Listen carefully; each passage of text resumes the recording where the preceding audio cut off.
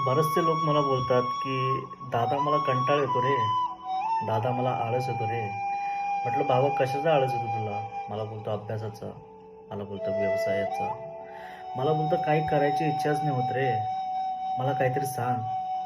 म्हटलं, "बाबा मी तुला सांगितल्यापेक्षा ना तू काही गोष्टी तुझ्या घरात ऑब्झर्व्ह कर." तो बोलला, "काय?"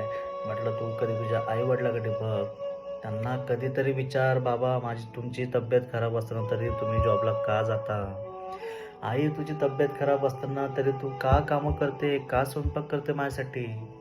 त्यांना कधीतरी विचार. त्यांना नसेल का हो येत कंटाळा? त्यांना नसेल येत का आळस? पण नाही. का करतात ते? भावा फक्त आणि फक्त तुझ्यासाठी. कारण तू मोठा झाला पाहिजे, तू यशस्वी झाला पाहिजे.